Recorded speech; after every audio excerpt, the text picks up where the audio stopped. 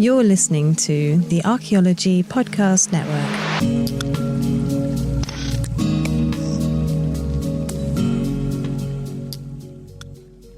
Welcome to Heritage Voices, episode 97. I'm Jessica Quinto, and I'm your host.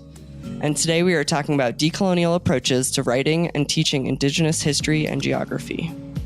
Before we begin, I'd like to honor and acknowledge that the lands I'm recording on today are part of the Nooch, or Ute Peoples Treaty Lands, and the ancestral Puebloan homeland.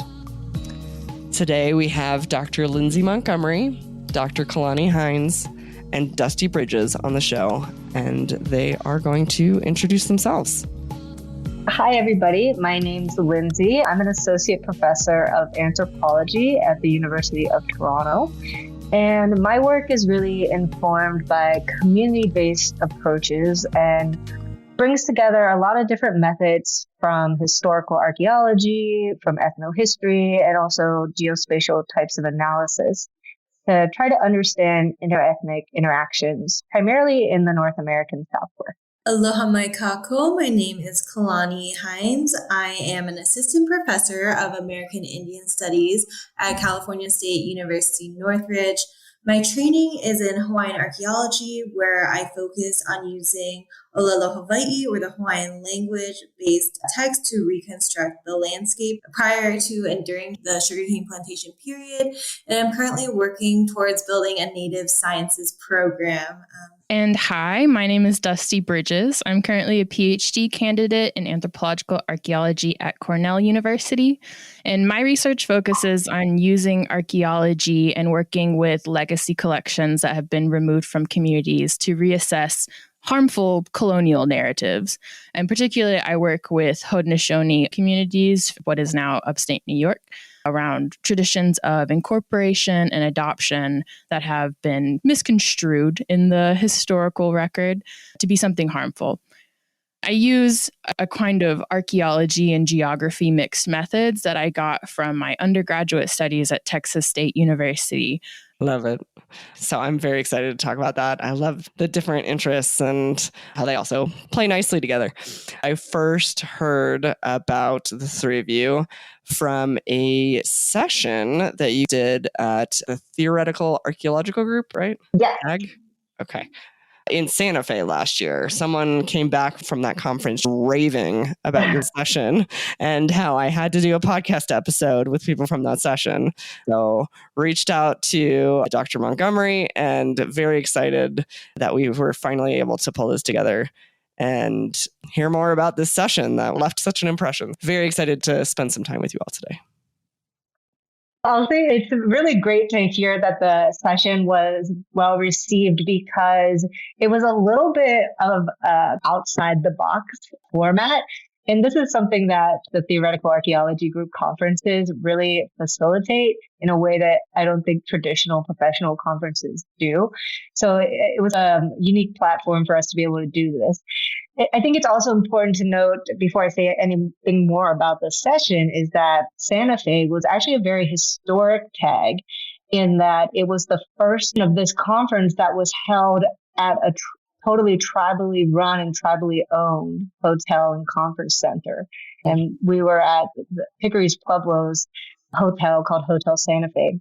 And they were a sponsor for the conference, and they were also big recipients of the conference fees, the proceeds. So it was an attempt to start to give back to Indigenous communities and realign the way archaeology and Indigenous communities have been.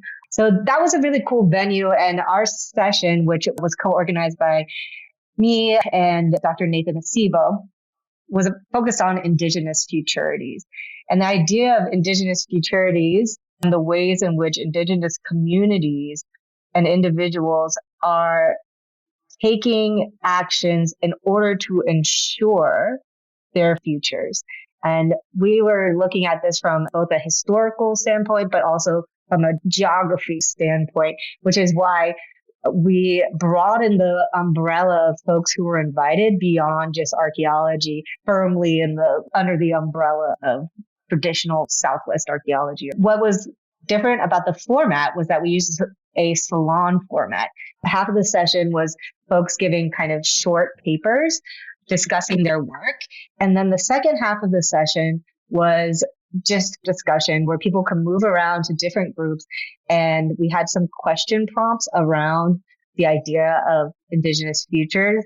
And it just created a free kind of flowing discussion and meet and greet where different people got to come together and talk about things in a way that you don't usually see at most conferences where you're just sitting in a room passively consuming information. I think a couple of community members from different tribes in New Mexico got talking to some different scholars, and they started talking about forming a tribal historic preservation office. So it was cool because a lot of different avenues that conversations ended up taking.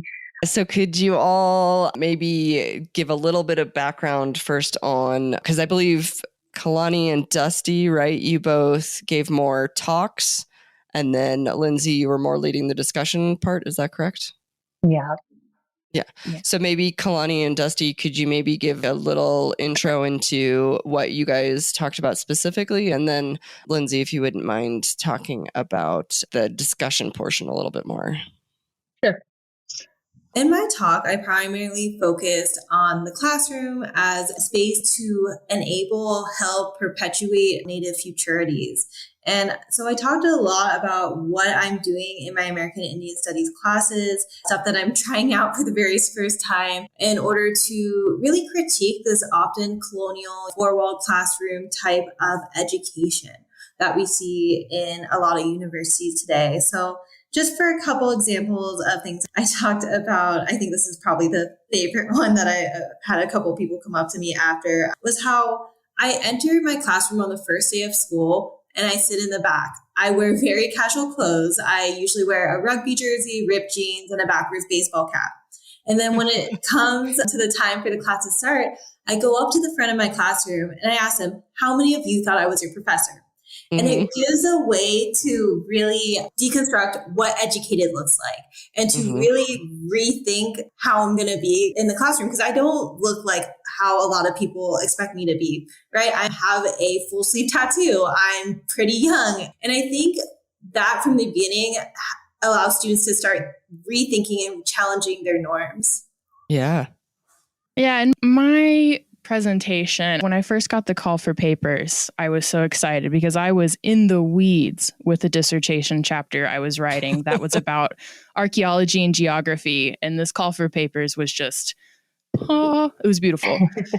But I had been thinking about, as an archaeologist, particularly an archaeology grad student, that we have access to a lot of materials that communities don't. In my work, I have access to this gigantic collection of Onondaga Seneca archaeology materials in a museum over the course of my project that really was disconnected from the community. It hadn't been studied. It's an orphaned legacy collection. It was created by avocational archaeologists, so there wasn't a lot of context, and it generally gets ignored. So I had been thinking about archaeology as a form of mapping, as a way of combining Indigenous geographies that think about place as a collection of experiences and relations and knowledges and stories, instead of just space, and how archaeology can also be that for these materials that are unrelated. And so my presentation was about how I'm conceptualizing this kind of archaeology as mapping practice, combining archaeology and Indigenous studies. It's not so much about teaching like Dr. Heinz's presentation. Yeah, absolutely. Those are two very different, but I can see some ties. So Lindsay, obviously there were those two and then there was more presentations. So how did the discussion flow from all of that? Yeah, so what we did was group of short kind of presenters. And then we invited a whole bunch of other people who we thought would be interesting to have a conversation with, who weren't presenting, but who do various different things within archaeology and outside of it related to Indigenous futurities, Indigenous histories, and geographies. And we originally, I'll say what we intended and then I'll tell you what happened. So it would be structured in that we would have two kind of thematic prompts. One that was focused on placemaking and how do you think about Indigenous futures in particular places. And then the other prompt was oriented around storytelling and mapping. And so what are some more of a kind of methods type of discussion? What are the different ways that we might be able to get at Indigenous futures, both in the past and present? And so we had those prompts and we had these tables that we set up in the conference room. And what we had imagined was that people would talk to each other about the prompts, and then we'd switch it up and people could move around, and then people would talk about the other prompt. And what immediately happened was that maybe people started with the prompt, but primarily they just started talking to each other, and people moved in and out of the space. Some conversations were really academic and they were oriented around these sorts of theoretical and methodological questions. And other conversations were totally casual and were just people talking to each other about what they did. And it became something that was not necessarily what we had imagined or intended, but I think it was still effective in that it brought people into a room to think about what Indigenous futures means. And many of the people in the room identify as Indigenous themselves. I think it became a great embodiment of placemaking just because connections were made, stories were told. People weren't really theorizing about it. They were just doing it. Sorry, I'm copying over the names from the sessions in case you guys wanted to do a shout out or something. I could name all the people. Okay. So in terms of folks who gave presentations, right, we have Dr. Heinz and Dusti, but also Gerald Oetler and Schneider. Those were our main presenters. And then in terms of the folks that we had invited to join in the conversation, Dr. Bailey Marquez from the University of Maryland, Dr. Nicholas Lalick from UC Berkeley, Dr. Wade Campbell from Boston, Dr. Robert Purcell from Brown, Dr. Joseph Sweeney from the University of New Mexico, Dr. Desiree Martinez from Cogstone Resource Management, and Dr. Mishwana Goman from the University of Buffalo. So we had folks from all over, all coming in with different perspectives. That's such an impressive group of people there. Yeah, it was cool too, because I was like, oh, several of them have been on the podcast before, like even multiple times. Like Wade and Desiree have both been on, like, I don't know, 2, 3, maybe even 4 times. I don't even remember. So yeah, I was like, I know those guys. That's quite a crew. That's awesome. Definitely makes me sad that I missed it. Sadly, we are already at our first break point. I know, it's crazy. It goes so fast. When we come back, I think it'd be interesting to hear if there were any particular highlights or discussion topics that really stood out to people from this session. And on that, I'll let that marinate with everybody, and we will be right back. All right, so I'm excited to hear about highlights, discussion points, things that stood out to you during this session. So many. I don't want to. I think I was so nervous speaking in front of this room of really cool people that I admired that I blanked out a lot. That's awesome. Yeah, I was going to say, the editors can edit that out, but I also think it's great because who hasn't done that?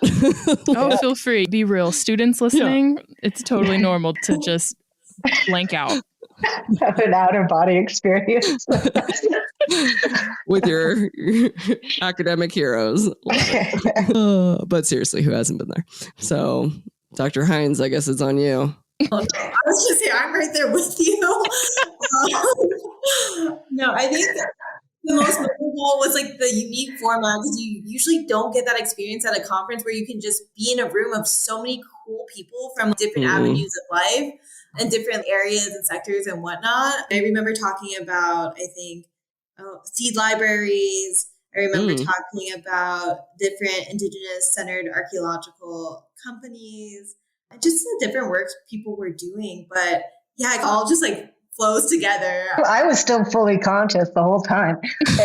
I stayed at one table for a pretty long time. One of the cool things that I remember talking to folks about, one, I'll just also co-sign on what, which is it was interesting to be able to talk to folks who were both in academia and then also outside of academia. And that's a little bit different from, I think, sometimes a lot of professional archaeology or anthropology conferences. And I think part of the reason why we got a broader audience at our session was because it was located in Santa Fe. And we made an effort. I was also an organizer of TAG that year. We really made an effort to try to reach out and advertise and invite tribal members to come to the conference. A lot of the folks who work in CRM or in TIPO's offices in the Southwest to join in. So I think that was really gave us a breadth of perspectives in there that we wouldn't have usually gotten. And one of the conversations that I remember having with a gentleman who worked in Texas, which is what was a big facet of my dissertation work. And it was really interesting talking to them about how they've been working with the Comanche Nation and differences and similarities in the history of Comanche land use and Texas, and how everybody in Texas has a Quantaparka story. That's true. And just kind of being able to expand out of the kind of bubble that I think we often get into as archaeologists. We often get into very regional and topical bubbles. And that was what was cool about the salon format, was that we could actually get out of our bubbles. That's what podcasting does. I absolutely agree. If I could think of something that I remembered, I was talking to another grad student that also works in Texas, those Texans. But we were talking about how our work intersects, even though we're totally different parts of the country. I work primarily in upstate New York, and she works in Texas. This grad student is Kelton Sheridan, does great work at Mission Espada in Texas. There. But it was so cool being in a space that encouraged this kind of out of the box thinking and interdisciplinarity. I feel like so much of academia is getting siloed into disciplinary boxes. And so being in a space where you had perspectives from people in archaeology, but dabbling elsewhere, and where that kind of dabbling was encouraged, and then community perspectives, bringing in all of that together. It was really nice. It was really generative, and it was placemaking, kin making, mapping, relations, buzzwords. What were there things that came out of it where you're like, oh, this is the next thing we need to do, or next topic we want to talk about, or next time there's a conference session, we should do this?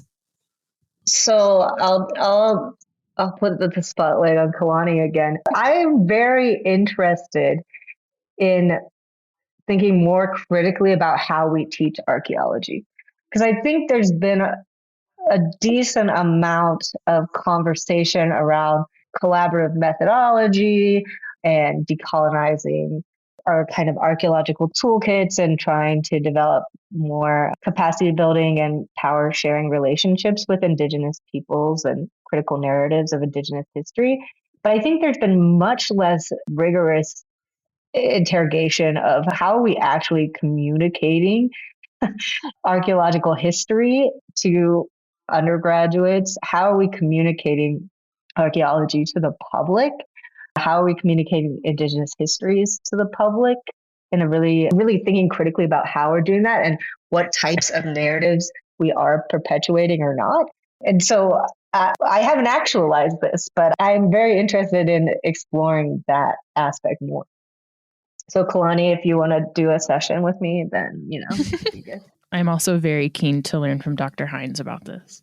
All I have to say is basically this has been I became an assistant professor. This is my second year.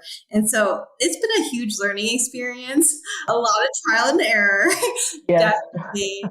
And I think the main reason I was able to even look into this was, one, because I'm at a teaching university, which is great. When you teach classes, you have multiple students or multiple different areas where you can experiment. There's been successes and not so big of successes, but I'm also feel really fortunate actually to my college, because I went in my interview for my job telling my dean exactly what I do. And he was like, okay, that sounds great. I'm like surprised to hear that because I'm very much like, I'm going to go outside this framework that you're used to. I think that's one of the big things and things I've been fortunate about being at CISA, and that they're just like, they're not like, oh, we have a strict curriculum, you need to follow it or else. Same with my program. They're like, we hire you to do native sciences within a humanities college, something that seems counterintuitive, but they're all for it.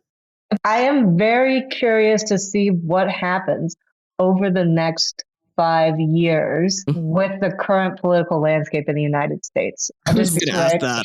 Because it's amazing that at Dr. Heinz's institution, she got the kind of green light and the institutional support to be able to classes in critical pedagogy, decolonial pedagogy, anti-racist pedagogy that she's been doing. And the question is, especially at big state institutions, whether that will be possible in the same way as it was before. Yeah. And for context, this is being recorded in late February 2025. It's not going to release for a while after that. So right now we're, not too long after Trump was freezing DEI funding. There may be updates between when this is recorded and when you hear it, but this is a moment where I think this is all on all of our minds right now. Just echoing that, between the talks between the different ethnic studies programs or departments at my university is something we're all concerned about. Also, they're cutting funding and cutting the budget to the CSU. So it's definitely I didn't know that. Conversation. Yeah, I think it's getting real is what's happening, right? And I know this is happening at other big state institutions like the University of Arizona, where I used to be before I came to Toronto, where they're asking administrators to go in and review all of the policies and programs. And I think it will be important for people in administration as well as outside of it to really advocate for these types of programs, because if they aren't advocated for, they will be easily erased or whittled down to something so insignificantly impactful that they might as well have been erased. Speaking of University of Arizona, that's where I went to undergrad. So hi. Bear down, go Cats. Bear down. It's definitely the moment. And yeah, there's in all sorts of fields, and obviously anthropology, this is something front and center for us, anthropology and related fields. But I was talking to a friend who works in medicine not too long ago. I came through her clinic and tore down anything related to DEI. And it's the type of place that is normally known for being especially like welcoming and serving like the low income community and everybody. So it was like very jarring for them. So it's happening across the board for sure. And by the time that this airs, hopefully it'll be in a better place, but we'll see. Can I jump in with a thought? Yeah, absolutely.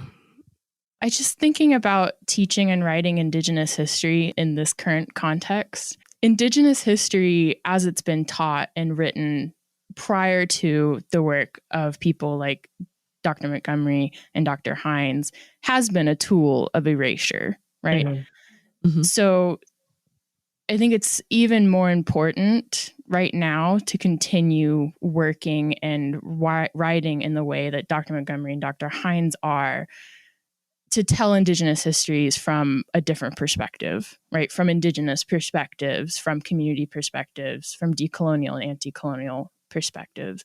That I think it just highlights how important it is at this moment.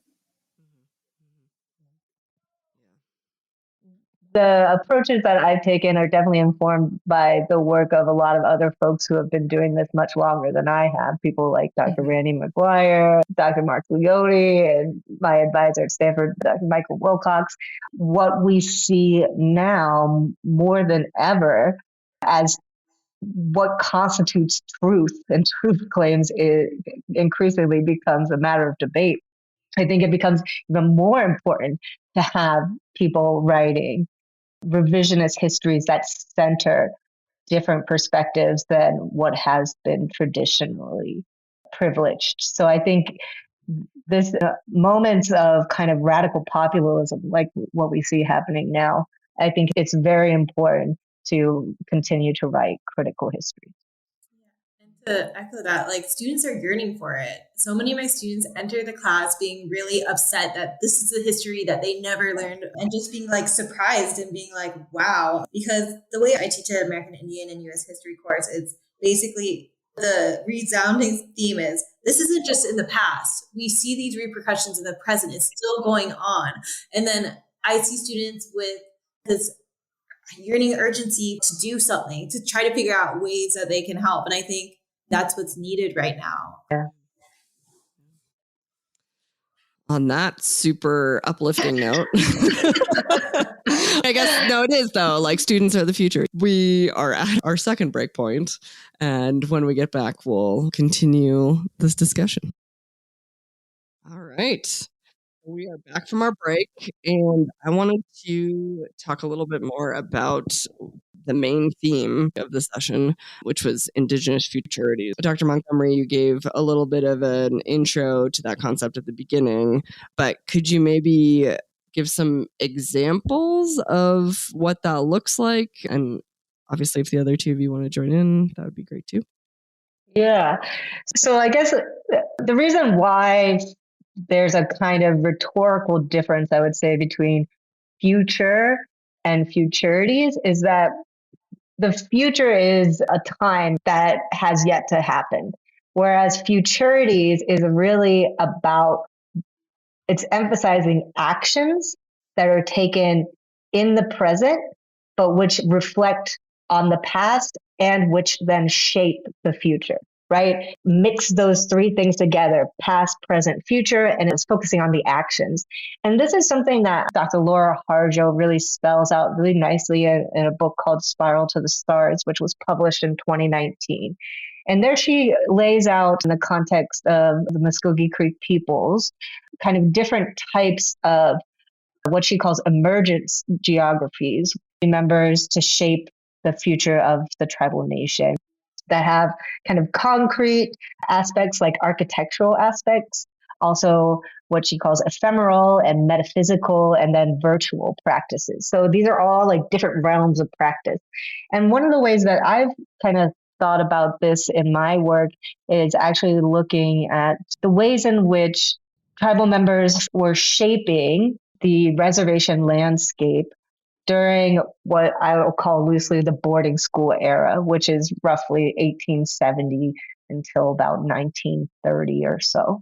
And so thinking about in the kind of recent historical past, how were Lakota folks actually shaping the landscape in ways that were negotiating the colonial realities of allotment and forced attendance at day schools and residential schools, but also through various other types of practices that actually maintained long-standing Indigenous ways of relating to the landscape and relating together as community. So one good example of this is the fact that during the allotment period, during the boarding school era, there was a separate families, extended family groups into nuclear households, and to force them onto these really highly separated allotments, right? So they can no longer commune together, and then to compel them to send their children to schools. And what a lot of Lakota families did was, one, they didn't just stay still, right? They kept moving. They kept moving in a very kind of like seasonal way to coalesce into larger kin groups and these kind of mobile industries, rather than taking up things like sedentary agriculture, which is the big thing that the government programs were advocating for Indigenous people across the United States. They wanted everybody to become agriculturalists, everybody to become farmers. And so there was a continuity in terms of mobility. People kept moving. They kept using teepees instead of building log cabins. They actively selected to have allotment plots with their extended family groups so that they would create blocks that could replicate old forms of camping together. Those were all intentional choices, right, that were being made by people to ensure the collective survival of the community. When I think of Indigenous Futurities, I usually think of it in the Hawaiian context. So I think of the Hawaiian way saying, "Ika wā mamua, ka wā mahope," the future is in the past. And I think that sentiment has really shaped who I am as an archaeologist and the work I do. For example, in Hawaiian culture, knowing your mo'okuauhau or your genealogy is really important. So it's something that I did simultaneously with my work, because it's the idea that you need to know your past to know your kuleana or your responsibility in the present and future. In terms of my dissertation work and the work that I'm doing now, I was really trying to use something that's important to our community. So Olelo Hawaii has always factored really largely the Hawaiian language into something I want to learn, do. It felt like a kuleana responsibility to me. And that, I guess, kind of tugging from my ancestors, so to speak, really led me to my dissertation topic, or my dissertation method, rather, which is using these mahele texts. So basically, these land claim records, for those who are not familiar with the mahele, some of which are written in Olelo Hawaii, to understand, okay, what was the landscape like before? How much lo'ikalo, how much irrigated taro was on the landscape, in order to really understand how drastically sugarcane plantations altered the landscape, caused water diversions, really harmed the Hawaiian population. But in this process, I also discovered other uses for the mahele records.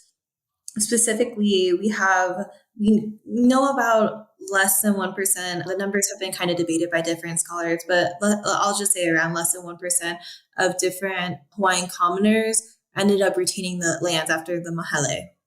There's been reasons why people suggest that Hawaiian commoners didn't claim land. The simplest explanation is it just was an entire different way of living and conceiving the world, because in Hawaiian culture, land is our ancestor, so ownership doesn't really make sense. You caretake for an ancestor, you don't own it.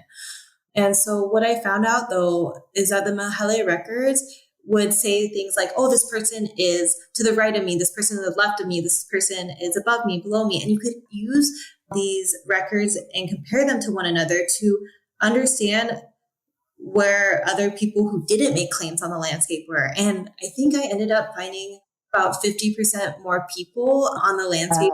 In my research, I'm reassessing these narratives of enslavement and decline among the Haudenosaunee when they took in a whole bunch of other indigenous outsiders into their communities around the 17th and 18th century. And so this is written about as if it was a terrible thing. It clearly signified that these communities were in decline. They had to take in outsiders. But when we relate that back into Haudenosaunee traditions, we find that these incorporations and adoptions were more about ensuring the futures of the communities. And it played out in a way that was generative, and identities were formed and relations were made. It was really kin-making in these communities in the past. And so that's futurities in this kind of historical sense, but also in the process of doing this work, I think about futurities in what we're doing right now to address this historical futurities. And so it's played out in a kind of relating of material culture into contemporary communities. So there's one particular artifact that I deal with a lot, which is the carved bone comb. And so in the process of looking at the materials and studying them, I realized that I was seeing a lot of these combs, and I knew a Nondawaka Haudenosaunee comb artist. And so I said, would you like to see these for your work so you can work with them, work with these ancestral designs? And he said yes. And so Hayden Haynes is an antler carver, and we've been working on a project to make those combs accessible. And so that kind of contributes to the continuation of practices, artistic practices that connect Waka people in the present to the people in the past and ensure future practices. So it's kind of twofold. Futurities in the past, futurities in the present. Yeah. All of the examples that we just talked about is the fact that they draw attention to what types of sources we use as evidence to think about Indigenous past and present. And how looking at different types of evidence, whether it's language or if it's oral histories or if it's materials or doing reading between the lines of the archives, that putting together types of evidence that you might not necessarily put together really can create totally different perspectives and narratives than what currently exists. Yeah, I'm glad we talked about that because that added a lot more depth to my understanding of the concept. So yeah, that's definitely, like you said, not just looking at the future as a future thing, but the past and present actions and how that shapes actively the future. That's fascinating. To finish out this segment, which it's crazy how fast this goes. I would love to hear from each of you about if there's anything that you're currently working on that you're excited about or that you're looking forward to working on in the future. What is our futurities?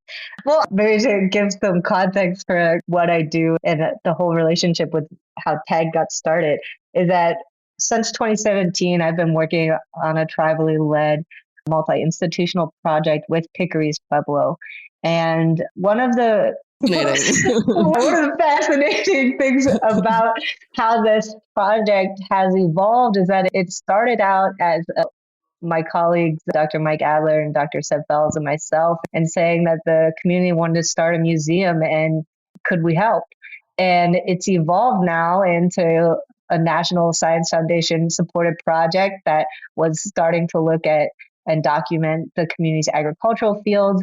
And then it's evolved again now to become basically a long-term collaboration with us and the community around their evolving heritage needs. And so there's not like a kind of concrete output right now that I'm looking forward to, but it's more just the ability to continue building that collaborative relationship with Pickery's and continuing to facilitate capacity building and to think about what archaeology can actually do for the community needs change. I'm moving towards developing a Native Sciences lab, so kind of in some ways an extension of teaching, but really re-envisioning what science looks like. If plants are relatives, if art or material culture artifacts are relatives because they were initially plants, then how do we engage with them in ways that are culturally appropriate? How do we set protocols that are not just based on scientific methods and safety standards, but how do we combine all that? How do we integrate art, elders, planting? I'm particularly interested in the environmental sciences, going towards paleobot, diatoms, and phytoliths are my jam.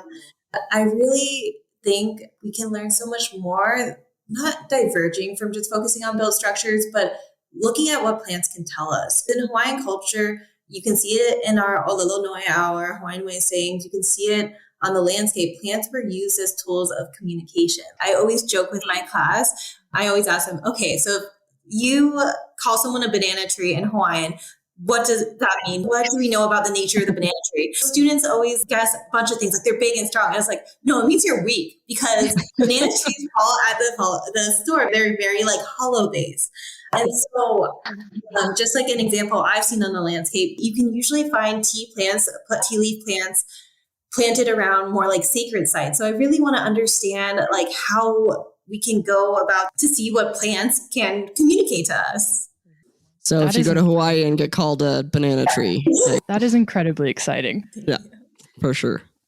What I'm looking forward to is more about looking towards stuff that I've already started. So the antler carver I mentioned previously, Hayden Haynes and I started to work on a digital collection of the combs to make them more accessible to other folks in the community and to really engage cyberspace as a kind of placemaking place on the internet. It's been slow going because I am the technical support and I'm not a very technical person. So been leaning into the digital humanities space. I'll also be translating what I find in my dissertation into a more digestible, public-facing format. I'm looking forward to doing that. Yeah, and that's interesting because that ties into what Kalani was just talking about too, with material culture being relatives. That's really interesting. I'd be curious what the person you're working with would have to say about that. Me too. Yeah, I was going to say, I'm not going to ask you to speak for them today. Also, I forgot to give a shout out to Auntie Fran, who is head curator at Payam Museum, where talking with her made me rethink about material culture as ancestors. She's doing really cool stuff with the museum. I really recommend, if you're in the Long Beach area or anywhere in Los Angeles, check it out. It's like a re-envisioning how we do museum studies. Okay, we'll have to find the website or Facebook group or whatever for this museum and put it in the show notes, because that sounds awesome. Cool. Okay. Well, we are at the end, but does anyone have any burning things to tell the audience? Be nice to me. Yeah, if you meet Dusti at a conference, she may not remember. I'll remember you. That's good.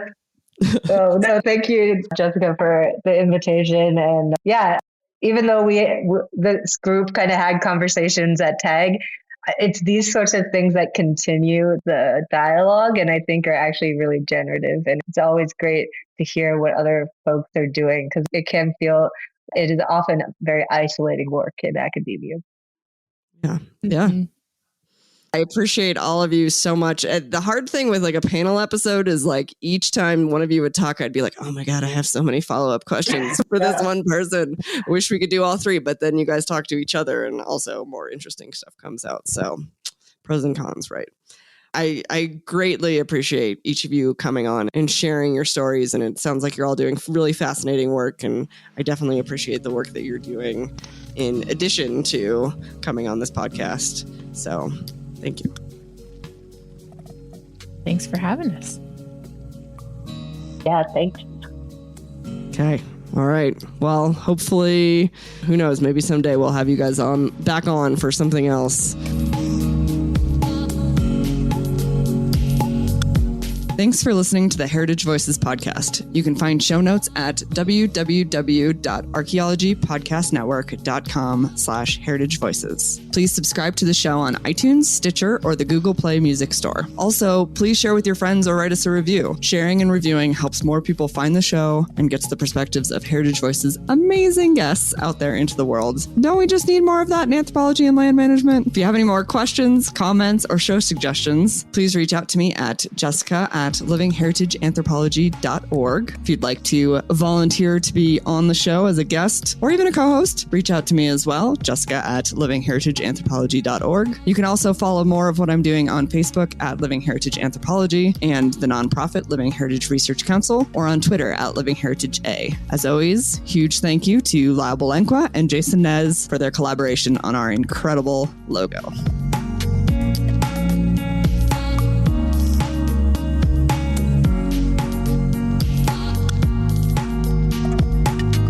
The Archaeology Podcast Network is 10 years old this year. Our executive producer is Ashley Airy, our social media coordinator is Matilda Siebrecht, and our chief editor is Rachel Roden. The Archaeology Podcast Network was co-founded by Chris Webster and Tristan Boyle in 2014 and is part of Cultural Media and DigTech LLC. This has been a presentation of the Archaeology Podcast Network. Visit us on the web for show notes and other podcasts at www.archpodnet.com. Contact us at chris@archaeologypodcastnetwork.com.